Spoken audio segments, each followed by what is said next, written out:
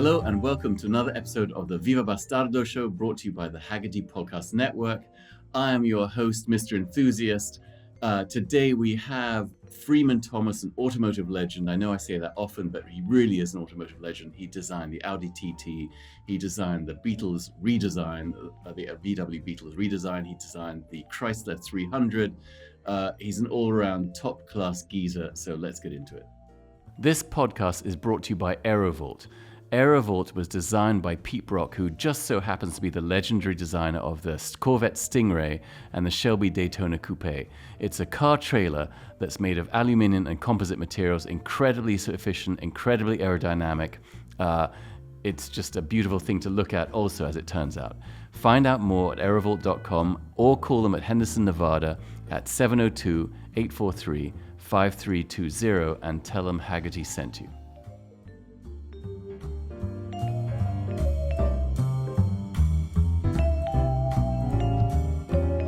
It's a miracle.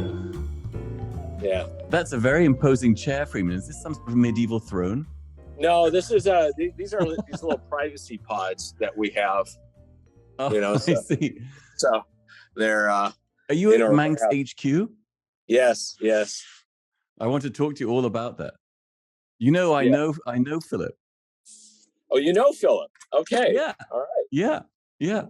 And we have a bunch of mutual. Well, Zwart, I know. First of all, I want to thank. I guess we're recording. But I just want to thank Zwart for putting us together in holy matrimony. Great. And also, oddly enough, I interviewed someone on the podcast who you had a hand in your career, which is Tom Gale. Oh yeah, absolutely. Tom Gale, he's a legend. Possibly the nicest man in the world. Yeah, no, he was a great mentor, and I learned a lot about leadership and the way that he sort of ran, design and engineering, and just the way his mannerisms. I mean, just what a great teacher. Right. He's incredibly kind and incredibly modest about all the things he's done.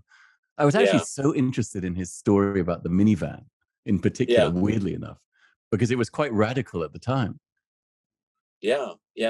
Well, the minivan actually goes back to Ford, That's with, right. So with what was the engineer's name? I'm trying to remember. He actually went over to Chrysler right before Iacocca. And then when Iacocca, they were going through the whole bankruptcy thing, and it was a radical risk, Sure. Yeah. Well, so before we disappear down the wormhole, we should introduce who you are for people who don't know. Freeman Thomas. Thank you, first of all, so much for doing this, man. I really appreciate it, and I will also thank Zwart again for introducing us. I guess, amongst other things that you've done, I mean, you've had a minor career of small success, obviously, Freeman. This is English humor, by the way. I'm just going to alert you that most of what I say is going to be funny. But, I guess, so to give people some reference, you did the Audi TT, the redesign of the Beetle, the Chrysler 300, just to name a few things, all of which are iconic and mythological for their own various reasons. And we'll get to those in a minute. But I'd like to talk to you initially about what made you, if that's possible. Because I know that you grew up in Europe and your dad was in the Air Force and you traveled around a lot. And then you also grew up in Southern California. So you had this extraordinary blend, this sort of unusual cocktail of your European design influences and then Southern California hot rod influences, which for a car designer, I think is very unusual. Yeah, I think growing up in Europe, mother was German, my dad was American, and growing up in some really amazing places, like visiting our relatives in Germany, living in Spain, Greece, Norway, England. it affected me from a cultural perspective and also from a design perspective, because Europe was designed organically. It wasn't just one master plan. It was Caesar and the troops marching along and creating villages, and it's really organic and winding roads and lots of character, lots of different cultures and languages, just philosophies, things like that. That affected me really deeply, and then when I would come back to America, especially California, there was this really authentic, Southern California lifestyle that was carefree. It embraced the dreamer. It was about beach culture. In Hollywood, it was just about imagination. And so, and I can imagine it's very much like Walt Disney, when he's creating his original Disneyland and he's traveling around the world and he's capturing these things and he's putting them into the master plan of Disneyland. And that's how my mind is working. And so I sort of coined the phrase cultural architect. That's kind of what I see myself as, being empathetic to a lot of different types of people, embracing different types of talents, from self-taught talents to educated talents. But to me, creating is an influence and inspiration doesn't come from a specific place. It comes from the creativity of a lot of different types of people. And so and being in Europe, and working there as well. And I spent time in England in the Air Force. So I was in the English countryside. So what were you doing in the Air Force there, Freeman? Well, I joined when I was 17 and a half, and right out of high school. And I was stationed right near Oxford, RAF Upper Heyford. And I was a crash rescue, it was F-111 base. And so I was crew chief on, the aerospace fire trucks. And so it was very exciting to be, 18, 19 years old, driving these powerful 6-wheeled, 8-wheeled vehicles, that could literally go up a 45-degree angle and put out a jet fire in seconds, and very powerful. I mean, and so, and it was the perfect job too, because I would work a 24-hour shift, and then I would be off for 24, and then eventually moved into Oxford, and I had a motorcycle. It was actually my dream. It was a Honda CB400F. Right. And I bought it brand new from the So dealership. wait, was your dream was not a car, it was a motorcycle initially? Well, of course, or was it a question of how much what you could afford, right? Yes, but also it was actually the perfect machine, because I ended up getting then afterwards a 62 right-hand drive Beetle. So which is the wrong. That was prescient. that was prescient. Yeah, that's the wrong vehicle to have. I could have bought a Mini Cooper for about 25 pounds with about a year of MOT. And what on earth is wrong with you? Why would you not choose the Mini Cooper? I don't know. It's something about the California culture and the Beetle and all of that. And of course, it's the wrong road to drive on, on black ice. It's sure. But it was part of it. It's part of that California vibe. And I remember it was all black. It seems to me that the thing that California might have offered you was this almost like a kind of pirate sensibility, because I think my sense of things in Europe is that there's a great tradition and an instinctive tradition of beauty and design. But in California and in the States in particular, there's an instinctive tradition of looking at things and seeing how you can make them better. Yeah, well, I think America has been the great blender. It's creates magical things out of different known ingredients and comes up with hamburgers and pizzas and ice cream cones and windsurfers, and it's because the immigrant came to America and they were in tradition and they were only allowed, to be this. I'm a farmer, I can only be a farmer, or I'm a baker, I have to be a baker. And sure. You come to America, you come to Ellis Island in New York, and all of a sudden you can be anything you want to be. And right. I think there's an explosion of creativity when people come to America. And I think that's probably the dreaming aspect. And California is about optimism. Sure. And I think we're allowed to do that. And I think even when Europeans, England is not about optimism. What's that? England is not about optimism. Well, it is. But I think maybe it's because you grew up with that lens all your life, and an American that comes into England. I mean, for me, I had a blast living in England, sure. going to London, riding my motorcycle to London. The cars, all the cars and the motorcycles, and even Pinewood Studios. And I used to love watching British shows like the Avengers on TV, and it was different for us, Sure.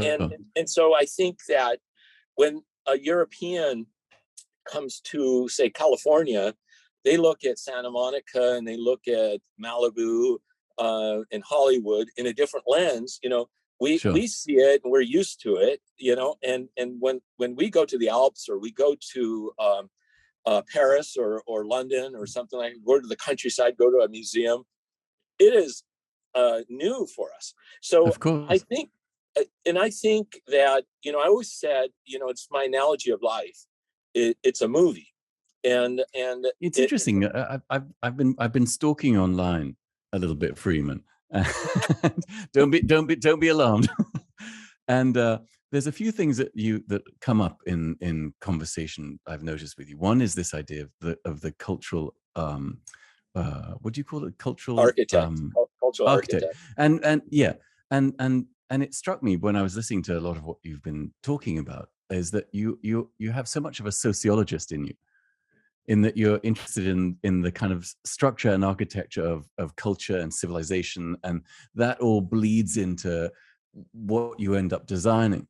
But the other thing is you talk about music a lot, the idea of it, which is interesting. Well, it's anything that it puts you into a mood, puts you into a mindset.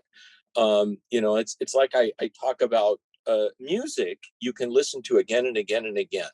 It's interesting because there's certain songs, that just sort of like, as we're developing Meyers Manx, there's certain types of music. Jose Feliciano singing California Dreaming. It's perfect. It's just perfect. There's the era of Vietnam, and if you're setting up a movie and you're going to Creedence Clearwater. Yeah. It's always Creedence in the helicopter. Always. Yeah, exactly. It's, let me ask you this though. This is fascinating though. So do you find that music, do you listen to music when you're designing? And do you find that there's, like, for instance, with Meyers Manx, I mean, we're leaping ahead because there's so much I want to talk about that comes before that. Yeah. But do you find that music kind of gives you ideas and guides you in certain ways when you're designing? Yes. Yeah. And I also look at design as a story, and that's why I always bring up the movie analogy. And I don't believe in creating iconic vehicles. I believe in creating endearing vehicles.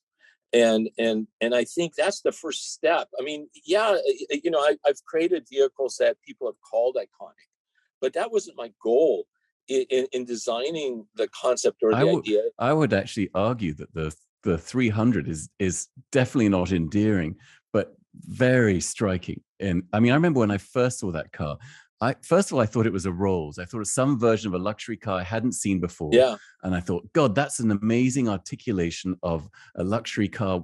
And it's brutal, but in such a glorious, like the stance of that thing. I remember so clearly the first time I saw it, I said, what is that? Immediately. And then I was amazed it was a Chrysler.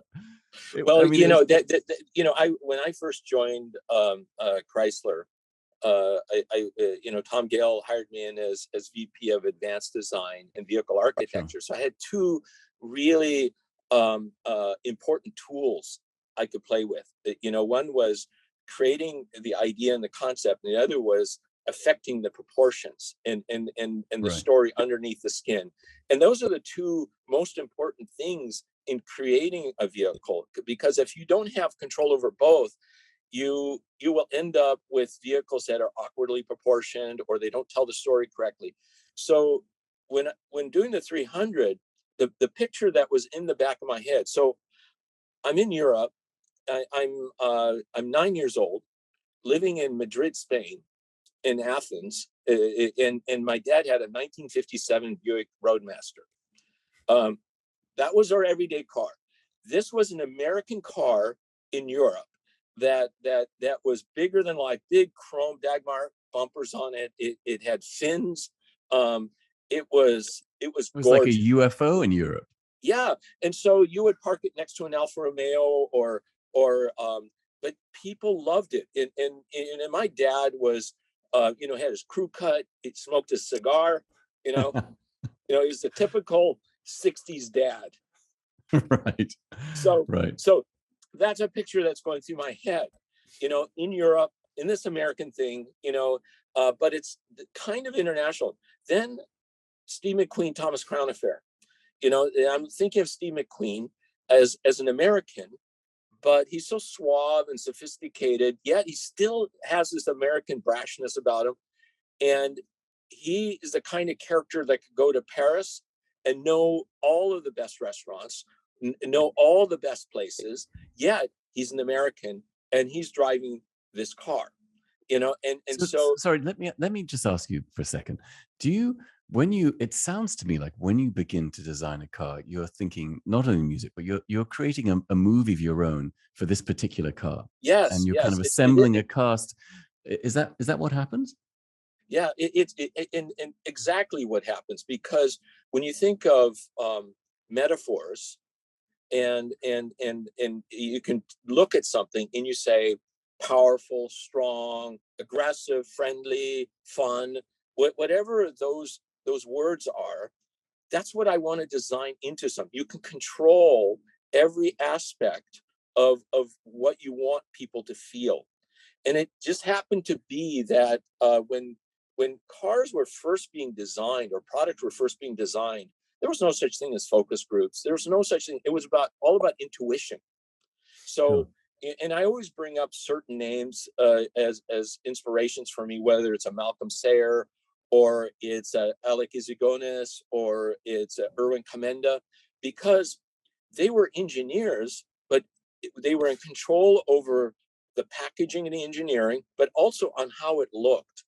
And so their intuition, the Mini Cooper, just makes you smile, and yet the size and efficiency, the Beetle, is gorgeous. Or a Jaguar, XJ13, a C-type, an E-type, it just says something. And so, and you go into, this absolute control over something. Now I bring up Walt Disney a lot. I bring up, because Walt Disney, people have a tendency to think, oh, it's Walt Disney. No, Walt Disney was a genius. He was a genius in creating experiences. I'm not sure anyone's debating that. Yeah. So in creating this experience, and I've dwelled into the background a lot, going, let's say, to a Disney theme park. And why is it that you feel a certain way when you go into a ride, and when you come out of it? It's all controlled. Everything's controlled, down to the popcorn smell, the sounds, all of this. And I think that if you can control the experience, you take a company like Porsche, who in the beginning, they were doing things really intuitively. And then it came to a point where they lost their way for a while. And then when do you think they lost their way? I'm just curious, what era was that, do you think? I would say that not so much that they lost their way, they lost part of their way, and Right. they abandoned the enthusiast for a great while, because they didn't identify that the enthusiast actually looked at how things sounded and how things looked. And so you go through an era. The 911, is an era that is powerful. The 917, 908, 962, those eras are powerful, because it's more than winning the race. I call it winning your heart, and that's really what's important. So Porsche now has sort of gone through, it went through the Cayenne, which was brilliant from a marketing and a sales perspective. And then I think now that it hasn't abandoned the 911, even though it goes into the Taycan and it goes into some of the other types of vehicles, which I think are brilliant on their own. But you have to look at it like a restaurant. You have to look at it as a menu. If it didn't have this on it, I go to my favorite restaurant because I always want this one thing. But they have these new dishes that they're offering. Just in case you want to try a new dish. Yes. I actually wanted to ask you. I want to ask you a very heretical question, Freeman, which I'm sure will get me savaging online. Which is why? And this is a question from a layman's perspective, obviously. But as a designer, why would you want to go work for Porsche? Because, and I know I don't hang up the phone. Yeah. Because it seems to me that you went in the early '80s that Porsche is such an increment, and they for decades they were a company of increments, in the sense that they kind of just honed and refined and moved an inch at a time, specific designs. They would, and from a design, as a designer, I would imagine as a young designer, you kind of want to do clean sheet designs, and Porsche is not the place for that. So what was it that drew you to Porsche? Or am I completely wrong? No. So it goes way back. So I met Jeff Swart. We grew up in the same neighborhood. We met each other in 1968. So we lived in these condominiums in Cypress, California, with the alleyways. It was middle class. His dad had his everyday car was a Porsche 901, and his mother drove a 356. And so really early on, I was smitten by the idea of Porsche and Volkswagen and the European car, and in our neighborhood we had people that a gentleman named Mr. Clements had a Mini Cooper, and he had a Lancia. There was it was the neighborhood when the Mustang. Which Lancia do you have? Because I'm a huge Lancia fan. Oh gosh, it was the four door. It wasn't.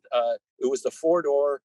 What was it? The one that's kind of looks like a kid's, like almost like a kid's version of a car when they drive with the high greenhouse. It looked like the Florida, but it wasn't the center opening doors. It's a standard 4-door Lancia.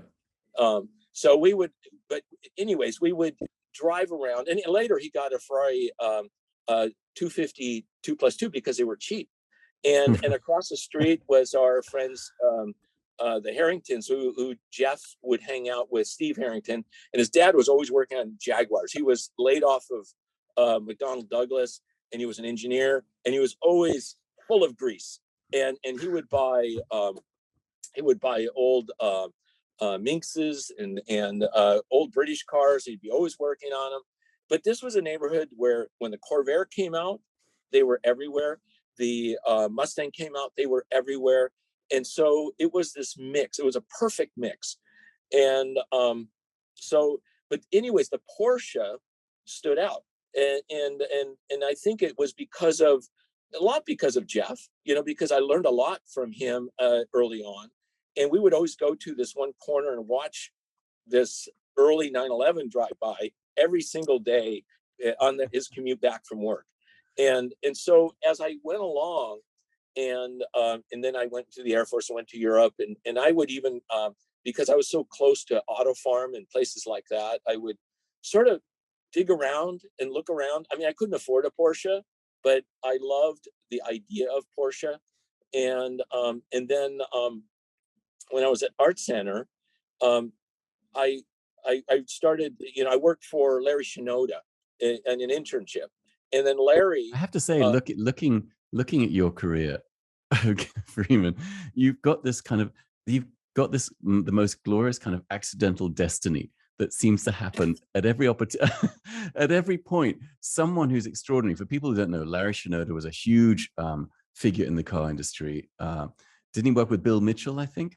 Is that, Yeah, am well, I he right worked in with saying Bill that? Okay. Mitchell, and yeah, he was. So yeah, but you have these crazy things that happen. You have Larry Shinoda who goes, "Oh, I'll make it." You worked for him, and and then he introduced you to Tony Lapine from Yes, Porsche, yes, and yeah. then from there you end up at well, oh, sorry, go on. Well, There's so much I want so Larry at the end of the internship, he goes, hey Freeman, I worked hard. I really worked hard, and one of the things is that from an early, you talk about Porsche versus other companies. I like the idea of an inch wide and a mile deep philosophy. Going through the core. I've never been someone that just sort of goes a mile wide and an inch deep. For me, philosophy and a standard and all of this means so much to me. And so when Larry asked me, "Hey, kid, where do you want to work when you graduate?" And I said, Larry, I would love to work for Porsche. And then I didn't know that he knew Tony Lapine. And he goes, hey, Tony Lapine, who's the director of design, and I work together in the Skunk Works at General Motors. And I'm going to give him a call. So comes back from lunch and he goes, hey, I talked to Tony. He's really interested. And he asked me for you to send him your portfolio. I'm only 3/4 of the way through, Art Center. And so what was that like to hear that someone at Porsche was very interested in talking to you, a kid at Art Center? I mean, you must have been.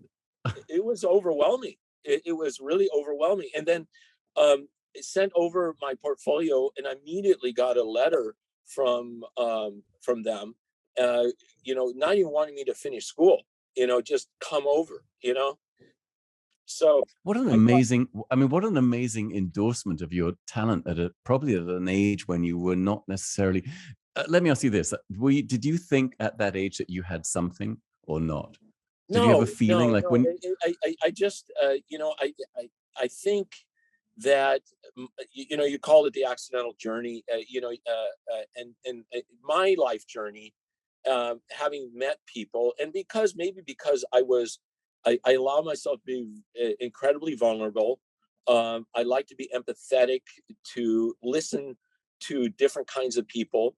I'm interested, and I think it made it so that they would welcome me in, so getting those letters, and then of course the great Strother McMinn at Art Center told me, no, you're going to graduate. So I finished, but Porsche sent me a letter saying that they would hold the position for me, and so then I went over. The dirty little secret about Porsche is at that time is that they don't pay for relocation or anything. I had to do everything myself. I ended up staying with a family in the village that I had met when it was a German family. When they came over to England, I just happened to know and became good friends with them. It was over an Easter weekend, and I happened to know how to get into Silverstone Raceway, and we took their Mercedes diesel and raced it around the track with nobody ever bothering. So immediately friends, so friends for life immediately after that. Yeah. So they. Well, they I would imagine at 17. Relocating, it's a suitcase, right? It's not like you have a bunch of furniture and et cetera, et cetera. Art Center. So after Art Center, I'm 22, so okay, right. Yeah, 23. And so, and then I'm living with this wonderful family in Leonberg. And then Tony Lapine was wonderful. He talk about a mentor that took me into storytelling and philosophy to the most ultimate level. If you talk to any Porsche designer that worked during that era, say from 1969 to about 1991, under Lepine. It was the most charismatic, most interesting time, because he was an actor. He could really verbalize his thoughts, and so that was an influence on me. So he was also a chameleon. So back when he was working at General Motors, he bought in 1957 a brand new 356 coupe Carrera in black. Nobody buys a black car at that time. They wrote him letters, saying that you have to really think about that this is not the right color for a car and things like that. Wait, hang on a minute. Wait, this is fascinating. Why does no one buy a black car at this time? Well, at that time in Germany, black cars were taxis and hearses, and so black was not very popular, and for other reasons probably as well. But right. Yeah, so which will remain nameless. Yeah. So right. So anyways, on Thanksgiving, I remember this is Thanksgiving 1983. It's a cold day, and he invites me over to his family's house for Thanksgiving, and he comes up to the family's house in Lindbergh with the black Carrera. He's in his beautiful wool suit, jacket, and he's always very proper. Comes up to the door, introduces himself to the family, and then we take off. And he goes, "No, you drive." And I go, "Wow, I get to drive this amazing machine." And so we drive along, and then he wants me to pull over. There's a parking area by the forest. He wants to go for a walk and talk about philosophy. So, I thought it was going to go like a mafia route. He's going to take you for a walk, and then you would return from the woods. Just bring the shovel with you. His storytelling was insane, and so then So what do you mean by his? But what do you mean by his? This is so interesting, Freeman, because as I mentioned earlier, like it seems like from an outside perspective, it seems like you go to art center, you want to get a job where you have the most opportunity to design like something, have as much of a hand in designing a car from scratch as possible. But you chose this other idea, which is about philosophy and about and you speak about Tony being able to speak. So what does that mean? Does that mean that he could bring ideas to life with his words in a way that others couldn't? Yes, what does that mean? Yes, because he wasn't really a designer. He was he went through as an engineer and a body engineer, a body draft engineer, and that's what he did in the Skunk Works, and he worked with Larry Shinoda, worked with Pete Brock, he worked with all of them. But he also had a philosophy of engineering and design, and he understood this, and he also was in somewhat very empathetic as well, because he knew how to hold court. He was a Bob Lutz kind of hold court type of guy, and every word that came out of his mouth. First of all, you would never win an argument with him. I give you an example. So I'm working for Dick Soderbergh. Dick ran advanced design and basically did every single 911 development from the Carrera RS all the way through to 959 to 993. And to work for Dick and he also designed 9 Porsche race cars. His first race car, the design of the body and the graphics was a 9083 hippie car, Pink Pig. He created the 935 with Norbert Singer. The whole philosophy of the aerodynamics. He was an incredible designer. And so I remember we were doing a presentation to Tony on a future 911, and all the walls are filled, and we're walking along, and we're each are giving our pitch, about why, surfaces and things like that. This goes on for probably about a good hour, and we've gone all the way around the room, and we have my colleague Olivier Boulet, who's the French designer. He's not in our studio. He's working for Wolfgang Mobius in the studio next to us, and Wolfgang's another legend. And so, but Olivier, in his French voice, is talking and critiquing. And then Tony's big thing would be, he'd go up to him and he'd go, "Olivier, where is your statement?" and Olivier just happened to prepare 2 walls, and so these walls went up, and Tony just looked there, and he had this little gold ring with another ring, and always click them against each other, and he'd wear these shoes with taps on it, and then he looked at the wall, and he goes, "Well, I think I've seen just about enough," and just left. And that was well, was that a good thing or a bad thing? Yeah, it was a very but did that mean it had gone well or it had gone badly if you said I've seen just about enough? It just means that he held the upper card. It was like you didn't satisfy, you didn't make him happy that day. And another example of Tony and his chameleon was whoever was visiting the studio, he would dress and drive to suit. So we had, many times we would have visits by Ferry Porsche. So Ferry Porsche would come into the studio yard. Tony would always drive the black Carrera, and he would always be wearing his overcoat, beautiful wool overcoat, his side-laced German shoes, his wool pants, very, very much Bavarian, Austrian, perfect. And he would always be very polite, and we'd have Ferry Porsche.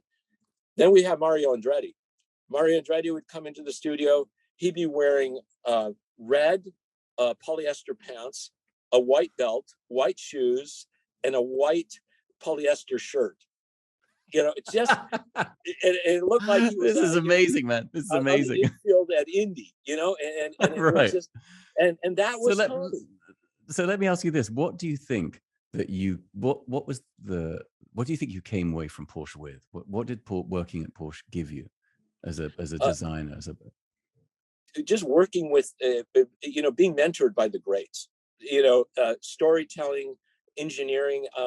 I would walk over to the Werkhalle, that was right next to design, and to walk in there and to see, in the winter, 959s coming in and out, with snow in their tires, doing their testing, being up on the lifts, the mechanics and technicians, beautifully placing their parts on these wooden workbenches, the red clay floors, working with, even if it was working with what's called the saddle ride, the upholsterers, that they would have, they'd have their overalls, and one would say Meister, that's the master, and then you'd have these younger, individuals that would be their juniors, and there was always this hierarchy of becoming the Meister, right? And so then you'd have a meeting. I've had meetings with Hans Metzger. I've had, with Helmut Bott, and there was just this incredible depth that of importance. So nothing to take away from my experiences in the American auto industry, but Porsche was deep. And I would say that going to Audi was equally as deep, because when I first Audi's an interesting choice, because you went to Audi in the very early 90s, right? Is that right? Yes, I went to Audi in 91, January. And 91. So, I mean, look, I may be horribly wrong, and feel free to correct me, but I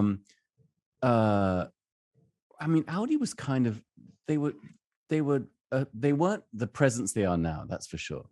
Yeah. And so what was the thing that made you come from this place that was the pinnacle to a place that was almost invisible, at least particularly from an American market standpoint? What was it that drew you to that? So Jay Mays, it wasn't even on my radar, but Ferdinand Piëch was at Audi, and Ferdinand Piëch to me was one of my idols of engineering and innovation, and with 917 and all of those cars. And so, and Jay Mays called me, and it literally, I turned him down 4 times. And the person that was working with Jay basically said, "You have to get Freeman. You have to get this guy." So eventually I agreed, and then I walked through the studio. They took. I was at Weizsack, and I went down to Ingolstadt, and I toured the studio with Jay and Hartmut Barkas, and I saw the new A8 and all of this, and I thought, it's a brand without a story. It's really Right. this amazing technical, technique, Vorsprung durch Technik. That's right. That's and, right.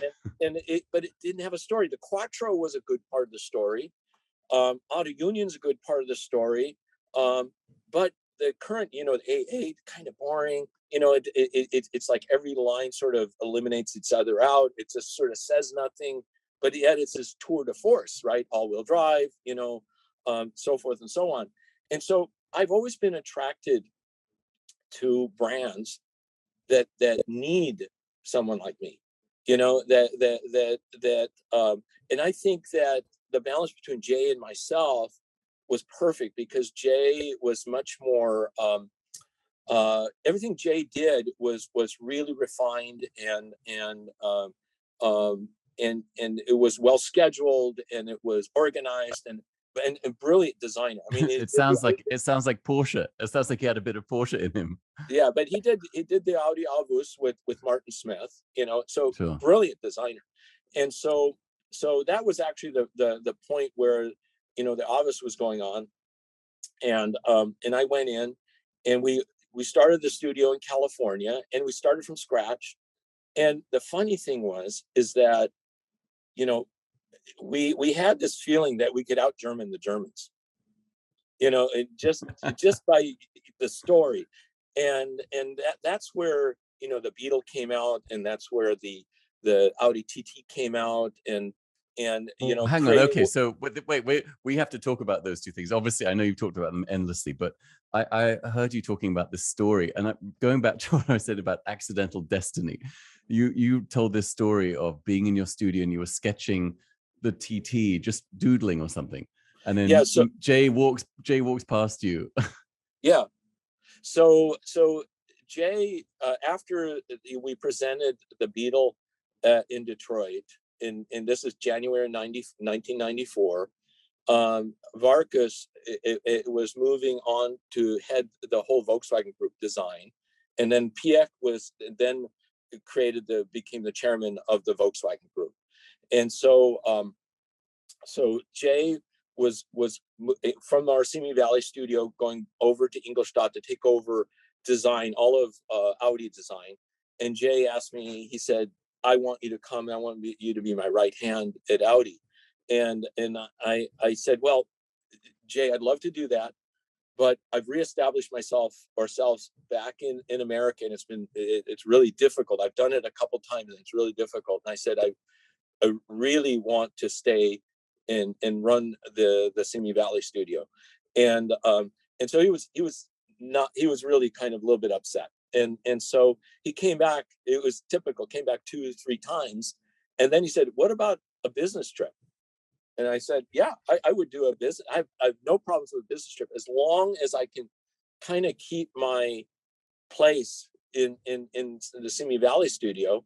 I have no problem with it. So I go over there, and this is right after we at Geneva we showed the Beetle Concept 1 convertible, and I go immediately over to Ingolstadt, and I have my little desk, my drawing table, and I'm just sitting there doodling. And then Jay walks by. He goes, "What's that?"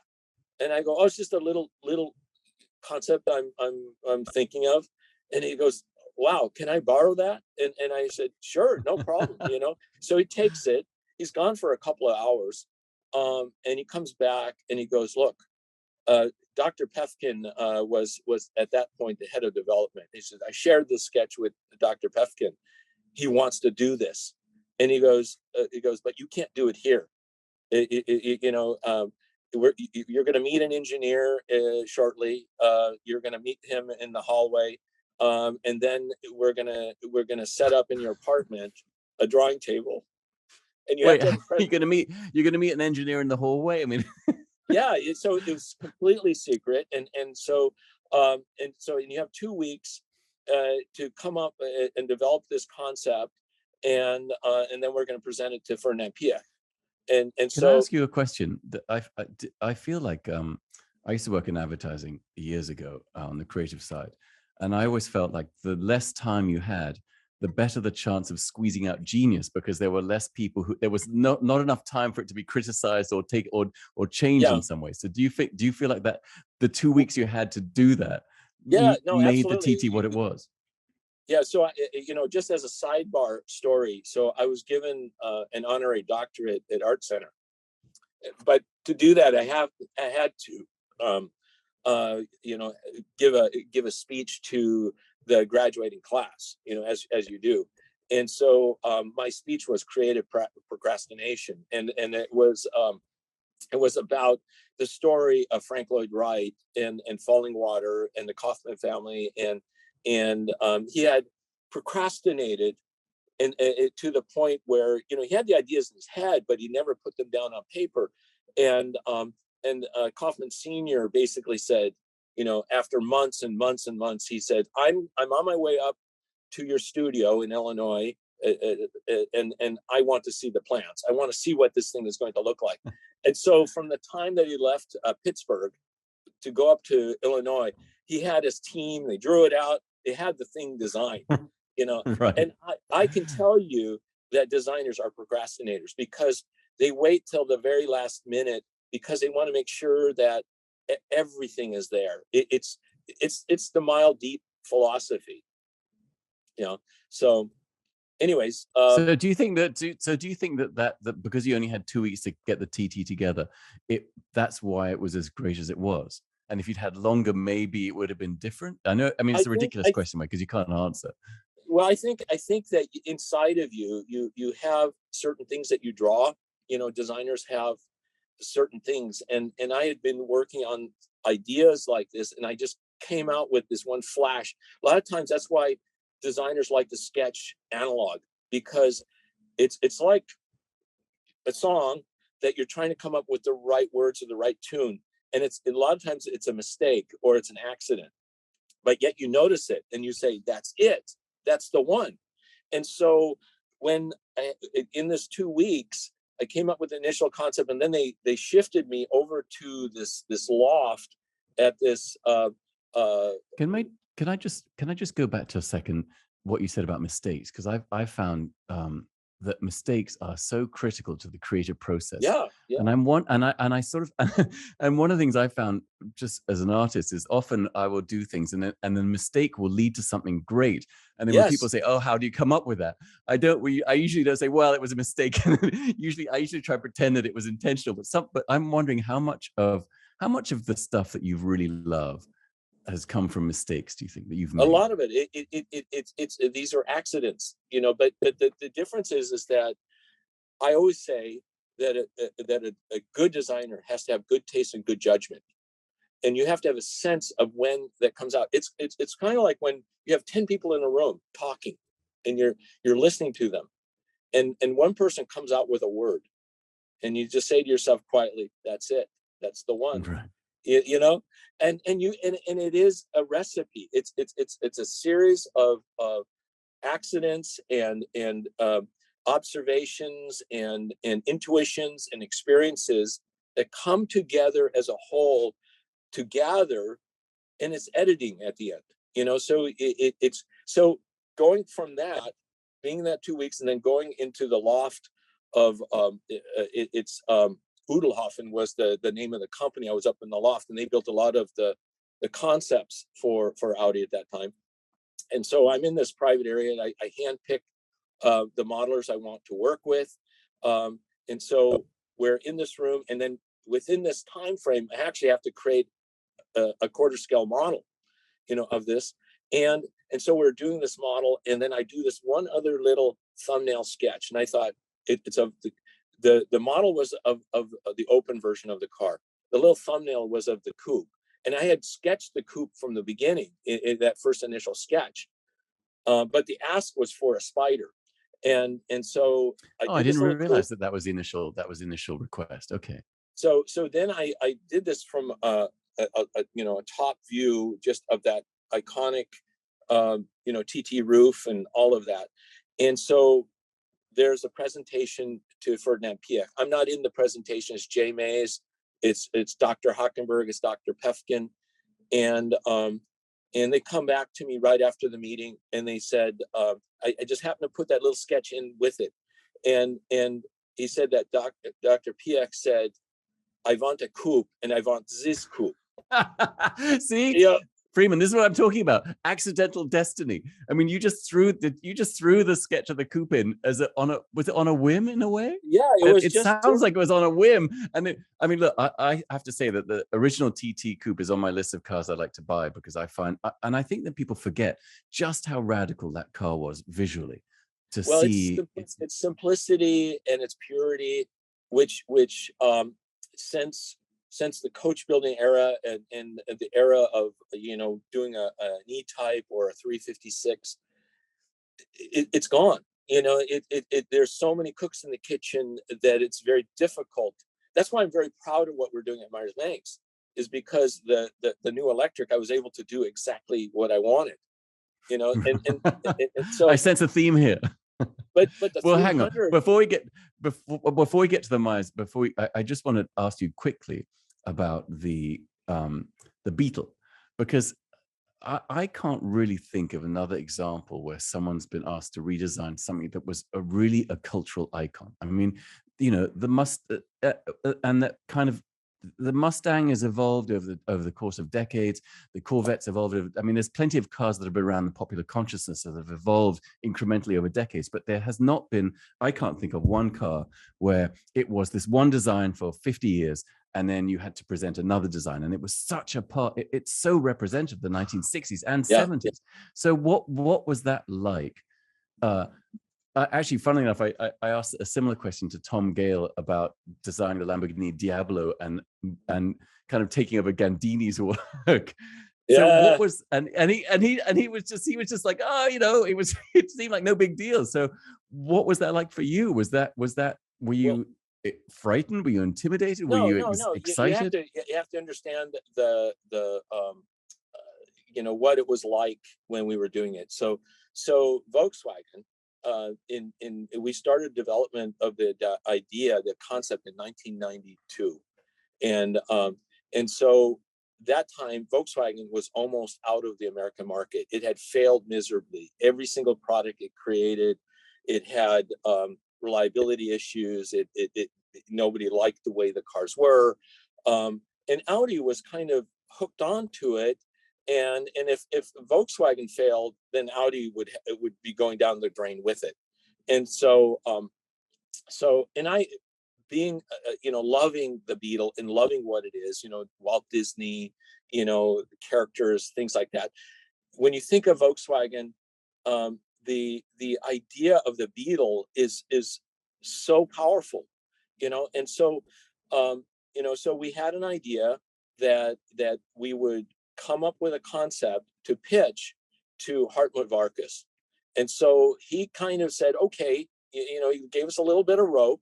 And Hartmut Varkas at that time was still the head of design at Audi, but he confided in us and said, look, Piech is going to be the chairman of the Volkswagen Group, and he wants me to become the head of all group design for the Volkswagen Group. And so, and here we are.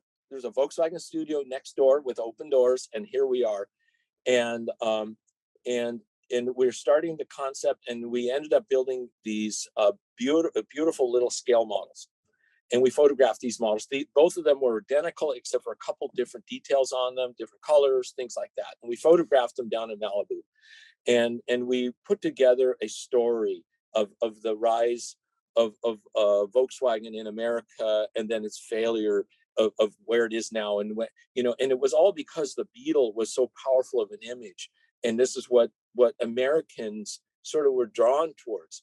And so, but we did it in such a modern way. We decided to break it down into its most basic architecture of the three arches, and we came up with the logo, the three arches of the logo, and everything we did was in a modern context, but with this warm, fuzzy story going back.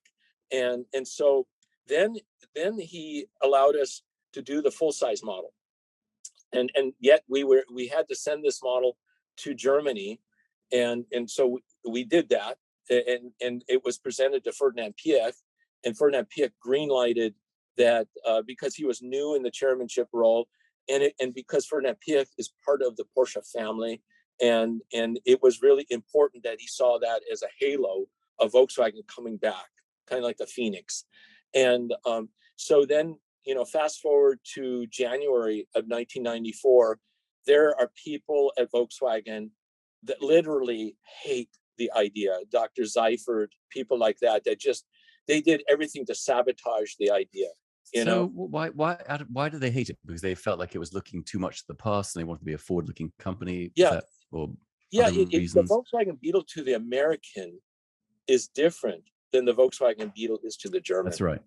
That's right. At least in large part because I would imagine that there's, first of all, there's the extraordinary advertising done by DDB in the 60s. Yes.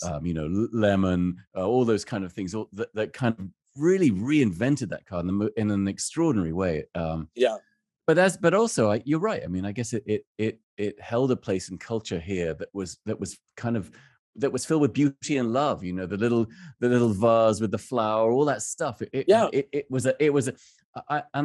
wonder, do you think it was one of the first cars that kind of elicited this kind of sense of love about it, that seemed so human in a way? Were there other cars before it that seemed like that?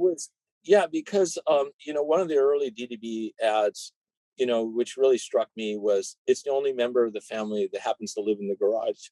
Right. Yeah, exactly. So do you think it was the first car in the States, at least, that was kind of like that engendered that kind of affection? Yes, I believe so, because you imagine that it was in an environment of big American cars, so big American cars, lots of features, V8s, power, all of this. And here comes this, little but beautifully built, beautifully engineered, and it appealed to people like pilots and engineers and designers and artists, and the story is that when it was first brought over, that Hoffman, when it went to Hoffman, that wait, who's Hoffman again? The dealer, he was right? the distributor in New York for all of that's Volkswagen, right. Porsche, yeah, that's right. Jaguar, okay. Yeah, and so forth. And so the dealers would go in and they would say, I want the Porsche, and Hoffman would say, it was Max Hoffman. He would say, if you want one of the Porsches, you have to take two of these Beetles with you, these little Volkswagens. And they hated the Volkswagen. And it went on. And then eventually they would go back to Max Hoffman and said, I want more Beetles. They wouldn't ask for the Porsche, they want more Beetles. Right. Right. And so this created this endearing connection, almost religious, like with an Apple product, and so companies have emulated what Volkswagen created during that time. Carl Hahn, the original, he became the president of Volkswagen of America at that time, had this vision of, he looked at what was the red roof in the restaurants and hotels. Anyway, so he looked at the images of these hotels, these chains that were going across the country, and then he looked at Volkswagen. He said he had the Beetle, he had the Karmann Ghia, and he had the bus, and each of them were endearing in their own self. There's a different Volkswagen for every member of the family, and it was very distinct. And so when he designed and worked on the advertising, and then the dealerships were designed so that it had glass looking into the workshop. The brochures, the desk lamps, everything were designed. You go to one Volkswagen dealer to the next, it was the same, and so it was this consistency that was lacking in this kind of over salesmanship of what was going on with American cars. It was too slick. And Volkswagen was reserved, and it was designed for someone more intelligent and more, clever and deeper thinker. So given all of this, given this kind of enormous reservoir of love and affection, this cultural heritage that did what did what did you feel when you, I mean, you're kind of touching this thing that was perfect for so long. What was that like to try and figure it out in a different way, just kind of mentally or spiritually? Here's the interesting part. This is the part that it isn't told very often, is that we started the project off. There was a mandate for California back then for a zero emission vehicle. We're talking 1992, and so we sold the idea originally by calling it Project Lightning Bug, and an all electric, Volkswagen Beetle. And so we took that concept all the way when we went to Detroit. We had 3 different drivetrains on display, and the philosophy of the original concept was that it was a skateboard like the original Volkswagen Beetle, but it was a battery pack, and it had electric motors, and it had, the body was composite, and it was taking the philosophy of the Beetle to a modern, because the Beetle was easy to repair. You can take the body off, the fenders off, the engine comes out, and this whole modular approach. It almost sounds like the Meyers Manx. It is. Well, that's where we come full circle, right? that's well, I actually will, like, I mean, you're like a tsunami of interesting ideas, man. There's so many things you say I want to ask you about. One of the things you said was the idea of the Karmann Ghia, the bus, and the Beetle. They were all 3 very definitively different kinds of design, but specifically for different people. And I sort of feel like I miss that difference in car brands today. And I feel like they all kind of look very similar. There's this real homogenization of the way in which things are supposed to look, because there's this sense of corporate identity that is so overwhelming that it makes everything look similar within a car brand. And I miss that. I mean, you think about Lamborghini, for instance, in the early 70s. They had the Islero, the Countach, the Jalpa, I mean, there were these the Spada. They had all these crazy, and everything looked totally different. Like it could be completely,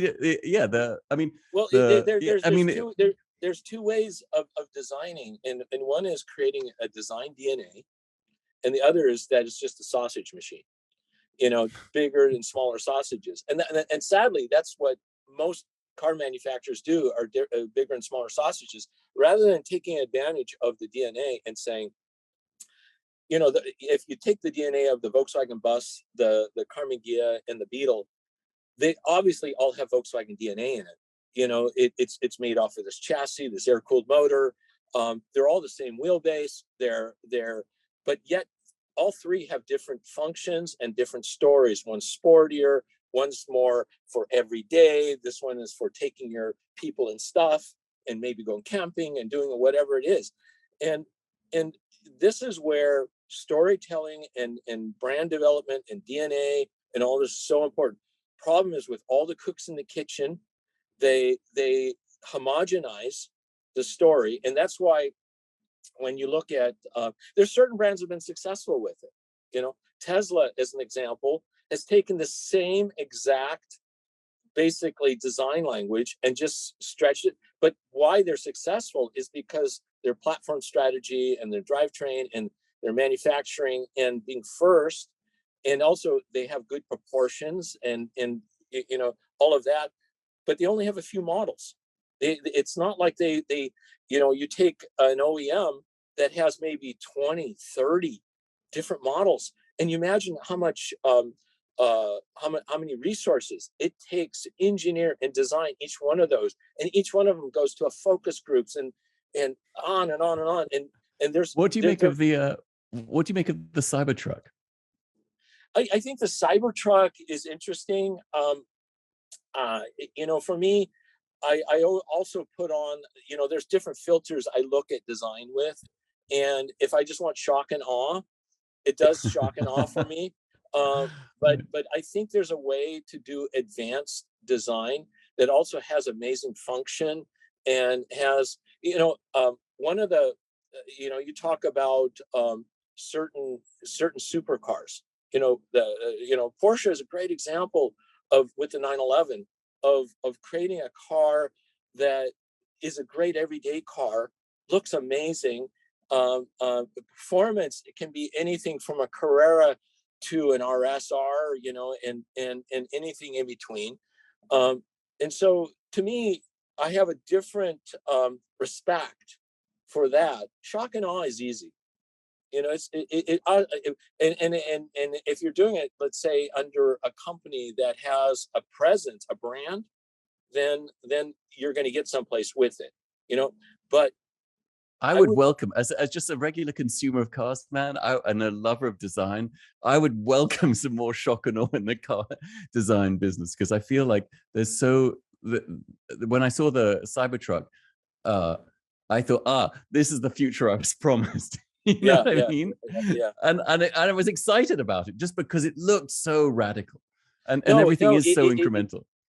But I think you can achieve both. I mean, as an example, you know, driving around Phillips Stratus Zero, I've driven that car on the street, and it's an amazing experience, but frightening. I would imagine the visibility is not the best. No, and drive a Dino. You know, a Dino is early Dino is spectacular because of 246. 246 Dino. I had a 246. Yeah, I love that. Oh, I love that car, man. It was to me, actually funny you should say that, because to me there's very few cars that work beautifully from almost every single angle. And for me, that car, the original GT incarnation, before they ruined it with the GTS and all the rest of it, that was just utter glory. And as you say, it's funny because older cars always seem to have such better visibility than new cars. Yeah, well, it's because I have a 246. Really? Coupe, what? You know, fantastic. What color? It's a blue squirrel, dark blue. Oh, I had blue Sera. Oh, nice. That's a great color. Yeah. Mine's Italian spec. It's an Italian spec coupe. You know, mine was also a Euro GT, because they didn't a Euro spec, because they didn't have there was this horrible side markers they put in that stuff. All that stuff just made me crazy. I was so lucky to get a Euro spec. But see, to me, that's a great I think a great example of creating usable design. I think the Cybertruck is really beautiful. It's interesting. It's neat. You know, so it's going to be interesting to see where they take it and what they build out of it. And you know, maybe they'll do something else as well. I don't know. But I think before we talk about the Meyers Manx, can I ask you, now I'm super interested, what other cars does Freeman Thomas have stuffed away in his garage? Well, so each one of the cars I have is because I am deeply interested in its design and its history and its philosophy.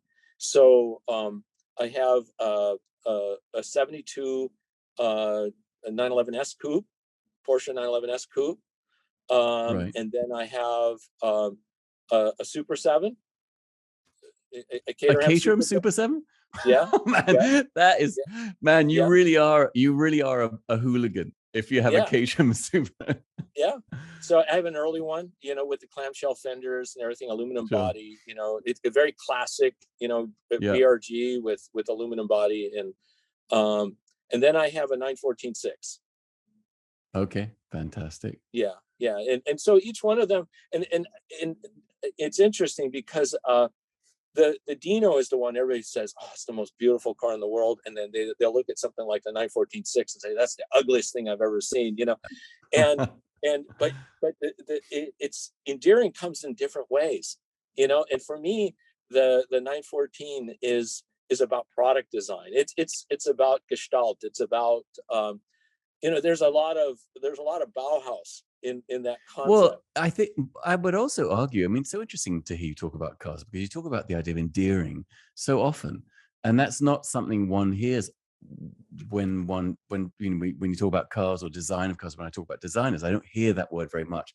And oddly, I would actually argue that the 914 is a much more endearing design than the Dino, even though the Dino is aesthetically extraordinary. The 914 is quirky. It has some Beetle DNA in it, or that Yep. sort of empathy that the Beetle engenders. Well, it's like when you look at people, if someone is too perfect, they've had cosmetic surgery and everything is just perfect, and you go into a village in France and you see somebody working on a vineyard and they just have wrinkle after wrinkle in their nose, and their teeth are a little bit crooked, but they have an amazing way about them and the charm, and I think we tend to want things too perfect. And it's same with a movie. Movies has twists and turns and plots and character development and all of that. A movie has to have character development. You have to fall in love or hate or endear that character. I think you're right. I think I've always felt that perfection and pure beauty is ultimately quite boring. Like there always needs to be some kind of surprise. There always needs to be, I don't know, like there needs to be intellectual spark or there needs to be something slightly jarring in things. I think often. So, well, having listened to what you've said about too many cooks in the kitchen, I would imagine that Philip must have made a very appealing proposal to design for Meyers Manx, because I imagine you're the only cook in the kitchen. And we should probably explain. So I work. The way I work is I love to surround myself with talent, great talent, and so I brought people with me from a lot of different past companies and so forth, but the thing is that if I have a vision for something, and if I have a young designer and it's mentoring, it's working, it's listening, oh, what about something like this, and you're creating the song. We're doing the song, and he comes up with a beautiful note. You say, perfect, that's going to go right there, and we should just explain what Meyers Manx is for people who don't know. So do you want to give them the executive summary, Freeman? Yeah. So Meyers Manx, Bruce Meyers, was a surfer, a lifeguard, boat builder in Southern California, in Newport Beach, and in this is the 60s. In the 60s. So in 1963. He goes out to Pismo Beach and other places, and he sees, dune buggies that are big V8 engine things on frames that are going up and down the sand dunes. And then one day he sees a bare Beetle pan with just a motor on it and two seats on it, nothing else going, and it goes up and down the dunes effortlessly. And he starts sketching this idea on top of it.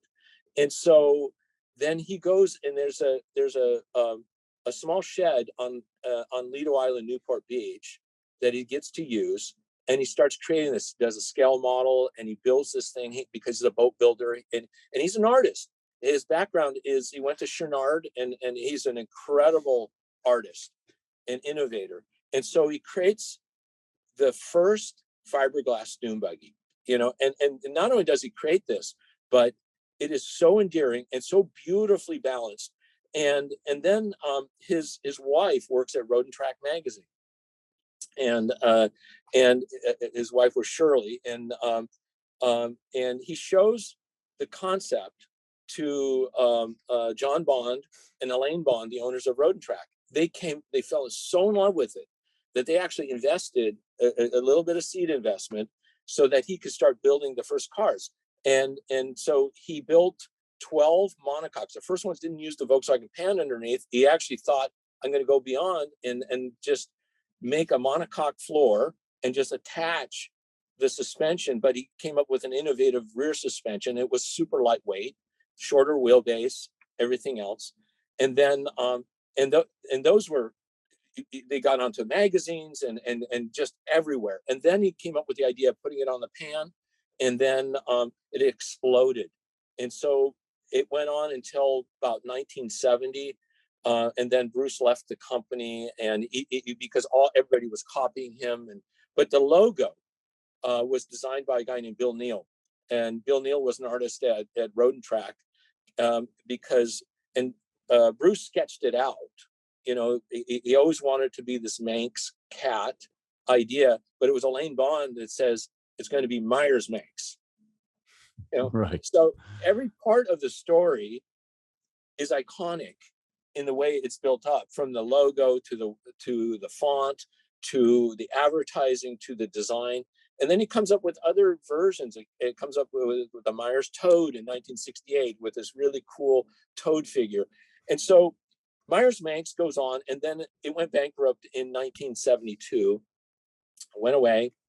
And then in the 90s, Bruce actually came out to visit me. I got to know him, and I invited him to the Volkswagen studio, and so I invited him in, and I actually did a few Meyers Manx concepts I had up on the wall, because I always felt this affinity of Volkswagen and Meyers Manx, because Meyers Manx is the first vehicle ever to win the Baja 1000, Mexican 1000, and it put that race on the map. And so, and that was with Volkswagen power, and so, but for Meyers Manx, that was big for a small little company in Southern California. Sure. And then in the 90s, he came to visit. He stayed with us at my house for a couple of days. We became really good friends. And then we stayed in contact through the years. And then, I retired from Ford at the end of 2017. But I never thought of myself as retiring. For me, I needed a sabbatical. You don't seem like the kind of person who doesn't want to do it, who wants to sit around doing nothing. No, but I needed to get out of the corporate world. Because I was so, you talk about the word pirate. Even when I was at Chrysler and every other company, it was like I came up with so many ideas that weren't on the docket to build, and I had to figure out a way to do this. And they always put me as running advanced design or something like that, but I always had a lot of incubators running along that could be this, it could be that, it could be all these other things. But the problem is that companies aren't coordinated and organized to do this. They everything says, this is the process, this is what happens. And I'm much more entrepreneurial in the way I think. And so after I retired, I was driving down the road with my wife and daughter in the Santa Monica Mountains, and a Meyers Manx popped out of the canyon, and I go, wow. And I had been friends with accidental destiny. Yeah, and so I had been it's friends incredible. with.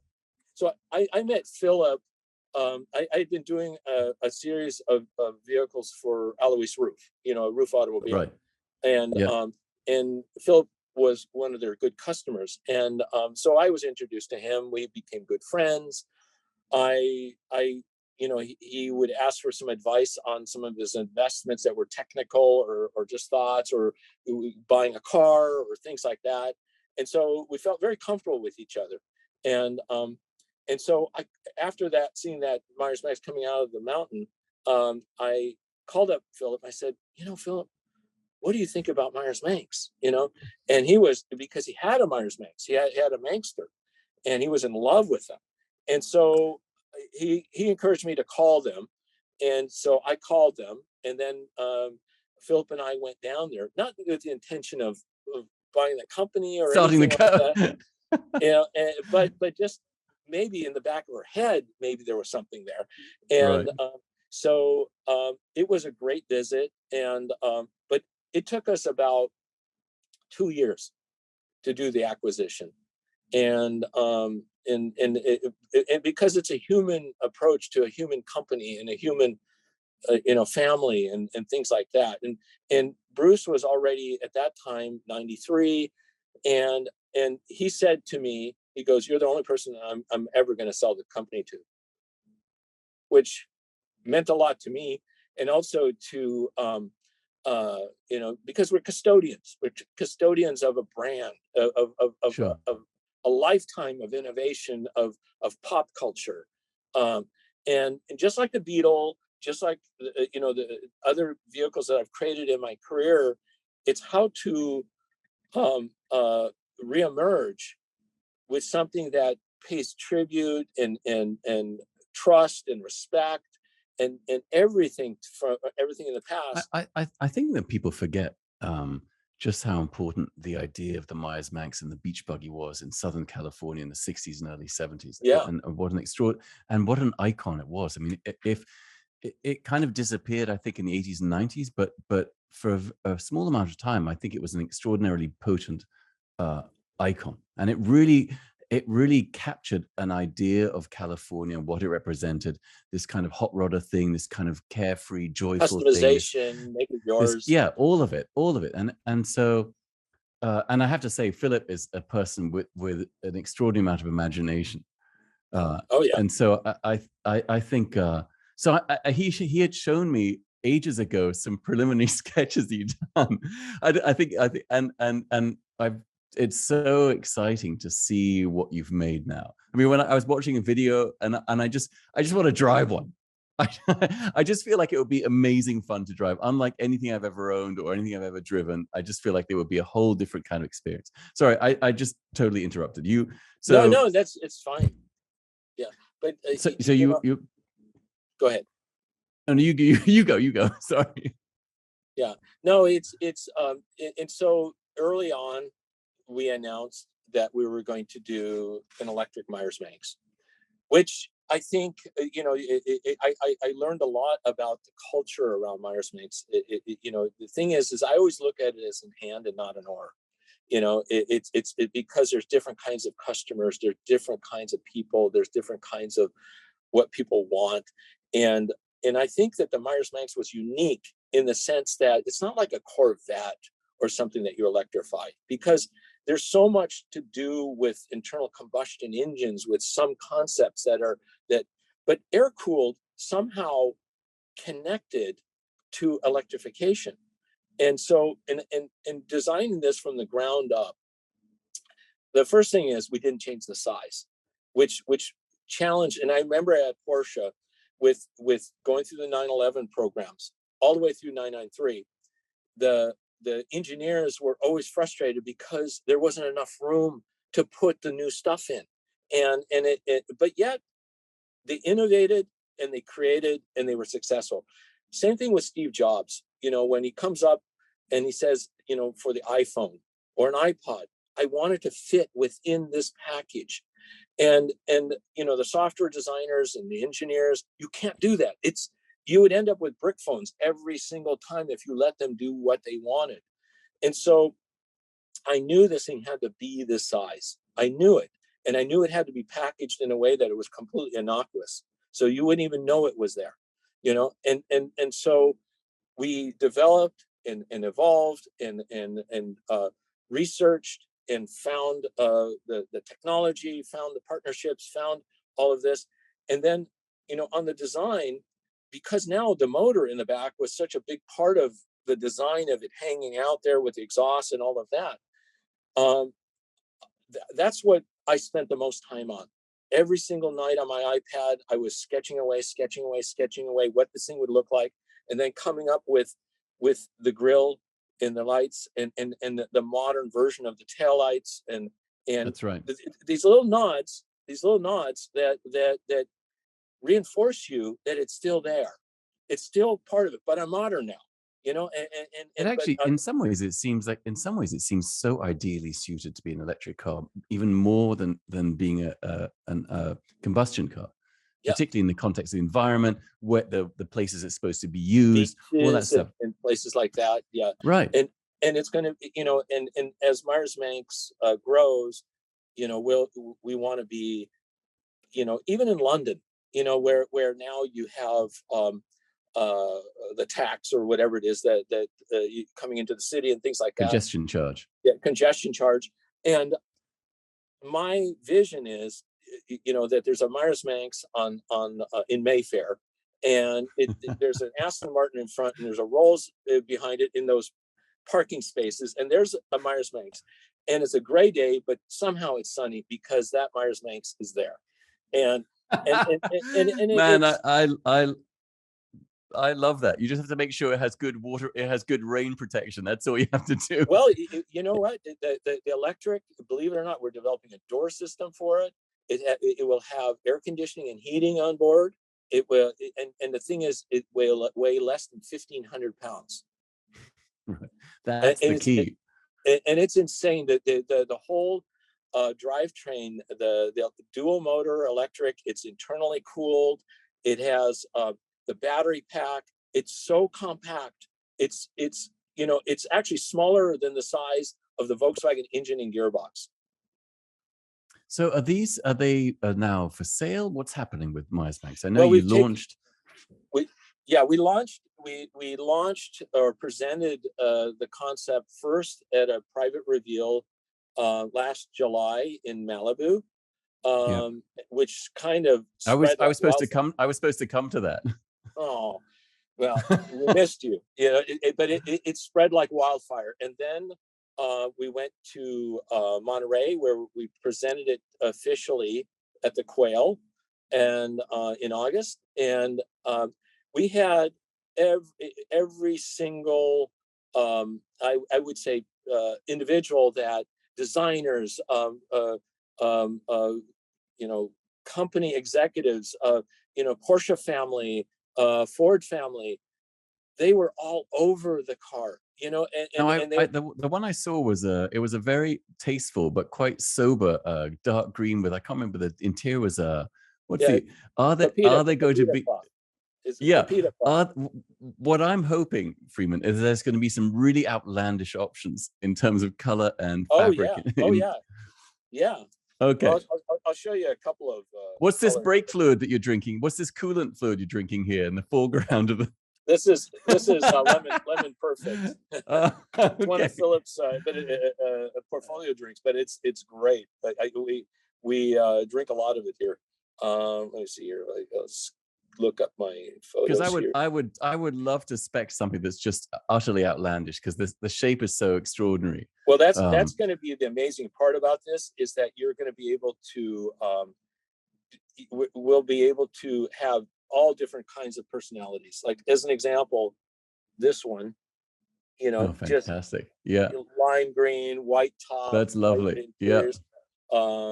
Here's one in classic fuchsia. That's good. Yeah. Well, I love that the wheels are so good. Yeah. Because you kept those moon hubcaps that were, we kept that was like a Wi-Fi wheels, and like, this is a classic California setup with chrome wheels, classic gold metal flake, and right. But I demand an insane interior, Freeman. Yeah, we can do it. I would love to see something crazy on the upholstery side. Well, we have now our whole color material department, and so I'm setting it up basically as the most creative team, and I've gotten named designers just wanting to become a part of what we do, because we're giving them the canvas to do it, and we'll be doing some interesting co-branding things with brands, but the idea is to be able to customize and to be able to have professionals working with you to help you sort of say, look at different materials. If you want mod cloth, or you want, you have an image of the early 70s, shag 70s, and how to do that tastefully and combine it together. Right. So you've got people who will be able to apply, will be able to restrain some of the more outlandish ideas. And I stay in the middle of this thing, because I'm like in a control tower. That's kind of my role, is surrounding, the way we sit as creatives, we sit at this long table where we have our space, but it's like we're all rowing in the same direction. And I'm so curious. I go up to one screen. I go, okay, let's see that. But I also want to give enough rope so a creative can come up with some ideas and create some options and some palettes. But and then as we start to work, and this is where we'll have a configurator, where you'll be able to play online and design your new Manx. and then it'll be another level where you'll be able to work with a designer and come up with options and colors and things like that. So it's going to be at every single level. It's so exciting, man. I'm so excited to see, especially where you take it beyond the original Meyers Manx design, but that little vision you painted for me with your words that you've learned from all the Porsche people, all your Porsche mentors. And because as a kid, I remember waking up one morning and looking across the street, and there was a white Aston Martin Lagonda. This is early 80s. And Yeah. for a kid in England in the 80s, that was like a spaceship. But you're quite right, to see something as kind of gloriously playful and full of joy as a Manx, but evolved. Yeah, I would love to see what that's going to be like. I'm so excited to see what you do. When I was stationed in RF Upper Hayford, they were doing the testing for the Lagonda. And so I would so you see them broken down the side of the road a lot. Well, I would go to this roundabout right outside of Oxford. They were always bringing the test cars through there. And this was the time of the Concorde as well, so you can imagine, right, the Lagonda, the Concorde, sure. and this is, I think, that periods of time that have signatures, that period of time is a signature. And I think as we evolve new products and ideas, those signatures will find their way in. So that's interesting. So what do you think sorry, I know we should probably wrap up, but what do you think the signature of now is? The signature of now is that we've gone through, first of all, it's a very PC world. And in this PC world, you have people like myself that have grown from an un-PC world into a PC world, and we're becoming the pirates in a well, sense. You are. You're a Freeman. You're a full pirate. but see, I think that right now there's this feeling to want to break away, to break free, and to be able to have a thicker skin, to be able to respect people in different ways. So I think what's happened is that we've become so thin-skinned that we're afraid to step outside. And that's where, when we look at vehicle design, we look at culture, we look at food, we look at all these things, it's we yearn for a time. And that's where California is interesting, because California is about dreaming, and it's about freedom, and it's about expression and things like that. It's also California was also at its peak. It was also about joyful lunacy. Yes. And it was silly. And the hot rod culture was about joyful lunacy, the kind of madness of taking a car and putting it together and having it look this way and having X amount of horsepower. And to me, in conclusion, I would say that's what the Meyers Manx is. It's joyful lunacy. And I'm a big proponent. That's my gift to you, Freeman. That's a great gift.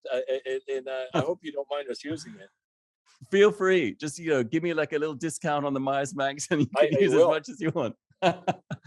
Well, look, I just want to say, Freeman, I mean, I wanted to talk about so many other things, but I don't want to blather on too long, but it's been such a joy and so interesting to hear all your stories and to hear about all the stuff you've done. And thank you again for coming on. Please say hello to Philip for me. I will. Yeah, I mean, when you have new stuff with the Manx, I would love to have you on again if you're interested to talk about it, because I want to see where you take that brand. Okay. Yeah, that would be fantastic. I think we're in the midst of it right now. We're going to build the brand in everything that everybody else has abandoned. Where Meyers Manx is about, the story started really by taking abandoned Volkswagens and kind of recreating them into something really fun and playful and have value again. And I think what's happening right now is that the world is creating a lot of yawners, just a lot of things that mean nothing. We're just building a lot of stuff, and they're abandoning the playful and fun and you know, joyful lunacy, to your point. You know, I really think you're right, man. I really think that we're tired of. I think we need some color. I think the world needs. I think people need fireworks in a good way, and that's lacking in a way. Well, it's like you know, I have this vision of an ad where even on Pacific Coast Highway, you know, driving through Newport Beach, you come up to a traffic light. Most of the cars are CUVs, sedans. They're gray, they're silver, they're white, they're black. There's nothing. And I imagine this black and white photo taken from above, and there's this metal flake, Meyers Manx in the middle of it, and you just want to be that person. Sure. Yeah. Oh, it's fantastic, man. Well, look. Yeah. Freeman, thank you again, man. Thank you. I'm really into what you're doing. It was a real joy. I got a lot out of this as well, so thank you so much. Well, it's my pleasure, man. Whatever I can offer. But thanks again, man. And let me know when you have more things to talk about for the Meyers, and when we'll have you on again. Okay, great. Thanks, Phil.